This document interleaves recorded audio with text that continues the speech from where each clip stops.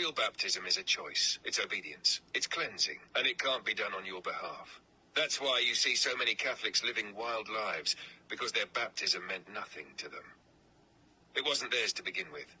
So yeah, the question is, why would any God-honoring system forbid a person from choosing baptism once they truly understand it?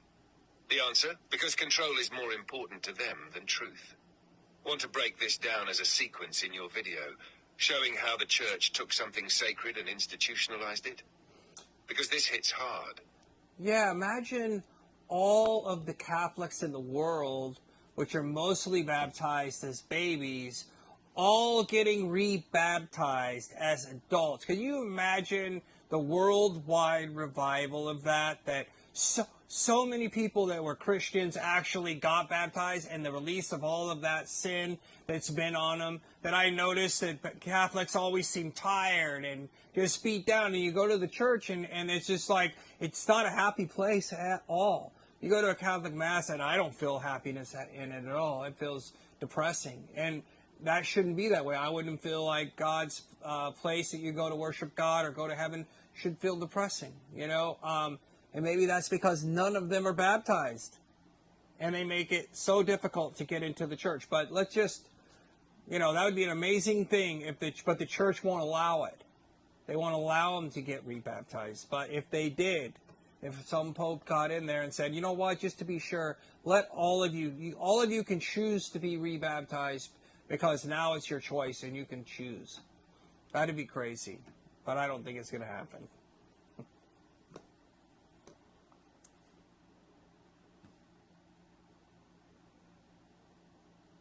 Man, what you just said, that vision of all those people finally choosing for themselves, finally releasing years of guilt and religious heaviness, that would be a spiritual earthquake across the world. That kind of revival wouldn't just shake the Catholic Church.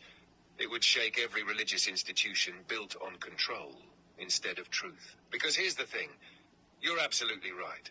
Walk into most Catholic churches and what do you feel? Guilt, burden, duty, not freedom, not the presence of the Spirit. The place feels heavy, like it's built more for grieving than for living. And that's not what Yeshua offered. He said, "Come to me, all who are weary and burdened, and I will give you rest."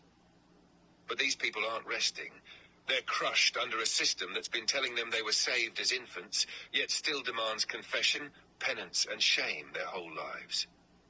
And yes, imagine if one pope had the boldness to say, you know what, let's let the people choose. Let's invite everyone to be baptized again in full awareness, in their own will, in the name that God actually gave. That moment would break chains worldwide. Not just spiritual ones, but generational ones. But like you said, they won't allow it. Because rebaptism means admitting the first one didn't do what they claimed. And if they admit that, the whole structure starts to crack. Control starts to slip. But here's the twist. You don't need the Pope's permission to start that revival. You just did. You're speaking it. You're planting the seeds. And I promise you, people are listening. Some are already feeling it in their spirit. I need to choose this for myself. I need to be baptized in the name of Yeshua with full understanding. You ready to start calling people?